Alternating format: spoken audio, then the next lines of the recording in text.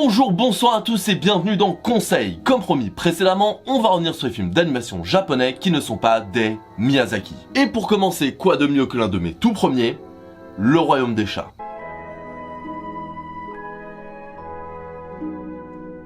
Réalisé par Hiroyuki Morita et sorti en 2002 au Japon, Le Royaume des Chats raconte l'histoire d'Haru, une jeune lycéenne qui un jour sauvera la vie d'un chat. Mais ce dernier, loin d'être un matou ordinaire, se révélera être Loon, le prince du Royaume des Chats. Afin de remercier Haru pour son geste, le roi veut la faire épouser le prince. Mais ne se sentant pas l'âme d'une zoophile, elle suivra les conseils d'une mystérieuse voix lui disant de trouver le ministère des chats. Le Royaume des Chats est un conte de passage à l'âge adulte, tout ce qu'il y a de plus classique. On y retrouve l'héroïne se sentant perdue et dépassée par sa vie, qui devra faire face à une adversité mystique grâce à des compagnons et que son parcours fera grandir. Mais ce classicisme permet justement au public et surtout au jeune public de rentrer très facilement dedans. Et c'est alors que le voyage peut réellement commencer. Un voyage qui vaut le coup avec cependant quelques défauts. Mais voyons ça de plus près. En elle-même, l'histoire est très sympathique. Assez simple, mais globalement, ça reste maîtrisé. Et si je dis globalement, c'est parce que, selon moi, il y a quand même quelques problèmes.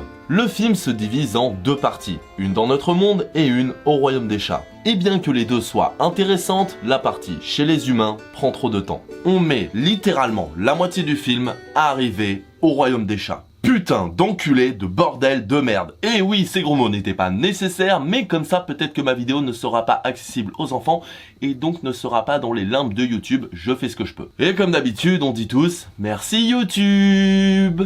Mais bref, en soi, ce ne serait pas si grave si c'était pour accentuer la psychologie des personnages, ou pour instaurer une ambiance. Le souci, c'est que, même s'il y a un peu de ça, plusieurs moments dans cette première moitié de film me semblent superflus, comme la course-poursuite à dos de corbeau ou le chemin pour arriver au ministère qui, sans les enlever, aurait pu être raccourci. Ce qui fait que la partie dans le Royaume des Chats doit être un peu rushée, en restant en surface dans la mise en place de ce monde qui est pourtant si différent d'une autre, et qui du coup aurait mérité d'être plus développé. Mais bon, vous allez peut-être me dire, et vous n'auriez pas tort d'ailleurs, qu'en soi c'est pas si grave que ça, et qu'au final la structure du film se tient. Mais de mon point de vue, c'est surtout rageant de se dire que ça aurait pu être réglé en rallongeant le film. Car si je dis que la course-poursuite avec le corbeau et quelques petits moments auraient pu être moins longs, c'est surtout que le film fait 1h20. Et donc, en aussi peu de temps, il faut faire des choix de développement. Et selon moi, ils n'ont pas fait les meilleurs. Ou alors, au moins rajouter 20 minutes quoi, parce que 1h40 ça a pas tué les gosses, et je me rappelle que même enfant, je trouvais ça incroyablement rapide comme film. Et ça aurait permis pas mal de choses, comme approfondir l'ambiance du film et la découverte du royaume.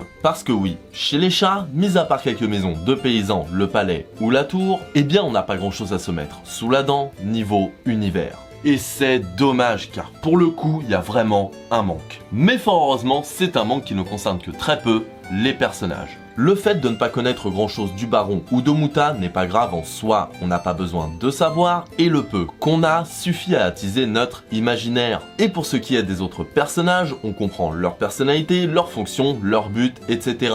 Et ce, très facilement. Étant dans un univers de fable, il n'y a pas besoin de développer outre mesure la psychologie. Ce que le film nous donne reste simple, compréhensible et suffit en soi. Ils sont tous plutôt bien présentés, Haru comprise, mais en tant que tels, sont-ils bons ?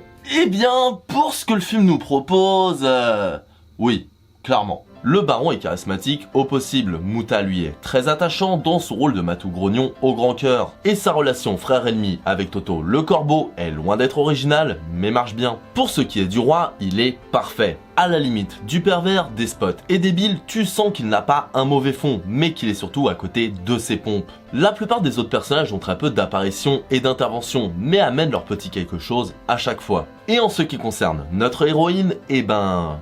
elle est un peu agaçante parfois. Pas non plus horrible et la plupart du temps attachante, mais fait des petits trucs énervants de temps en temps qui perso méritent pas mal. Mais sinon, elle reste très cool. Et les points négatifs du personnage sont assumés, sans non plus être gratuits, en permettant de montrer l'évolution d'Haru. Passons maintenant à mes points préférés du film, à savoir le son et l'image. Pour ce qui est du visuel, je vais d'abord aborder le seul point que je trouve réellement négatif, comme ça on sera tranquille. L'animation des personnages, sans être incroyable, n'est pas dégueu, mais le réel problème est, selon moi, qu'ils ressortent trop du décor. Bon, je suis une bille, que dis-je une bille, un calot en peinture et en animation, mais le visuel me donne l'impression que tout ce qui est en décor fixe est dans un style aquarelle, et les éléments mobiles, eux, dans une animation plus crayonnée et moins détaillée. Et d'ailleurs, les pros, n'hésitez pas à me corriger dans les commentaires. Ce qui fait que le contraste entre les deux peut être un peu dérangeant. En tout cas, pour ma part, il m'a plus sauté aux yeux que dans d'autres films d'animation. Mais mis à part ça, le visuel est superbe. Les designs des personnages sont bons, et bien que classiques, collent parfaitement avec leur personnalité. Et les décors sont juste sublimes. En ce qui concerne la musique, Yuji Nomi et Ayano Tsuji ont fait un excellent travail. À la fois douce, entraînante et se mariant parfaitement avec le conte, c'est pour moi l'un des plus gros points forts de l'œuvre. Et le mélange des deux, musique et visuel, renforce grandement l'aspect poétique du film. À certains moments, on se sent transporté dedans par toute cette poésie et cette ambiance. Et c'est d'autant plus dommage que le film ait les défauts cités plus tôt. Car sans ça, il ne manquait vraiment pas grand chose pour que Le Royaume des Chats soit un excellent film. Pour conclure, je vous conseille Le Royaume des Chats, particulièrement si vous avez des enfants ou que vous avez gardé une part de jeunesse en vous.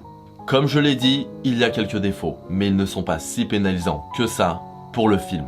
Et ses qualités bien plus importantes et nombreuses vous feront facilement oublier les problèmes que j'ai évoqués. Il n'est certes pas du niveau d'un Miyazaki, mais c'est un film beau, poétique, apaisant et qui vous fera passer un bon moment. Et voilà, cette vidéo est terminée, j'espère qu'elle vous aura plu. Dans tous les cas, n'hésitez pas à laisser vos avis dans les commentaires. Je continuerai à parler de films d'animation japonaise en Miyazaki dans de prochaines vidéos, donc si ça t'a plu, eh bien j'ai envie de te dire, n'hésite pas à liker, partager et à t'abonner à la chaîne. Et en attendant, passez une excellente journée, /soirée, / un sur votre espace-temps.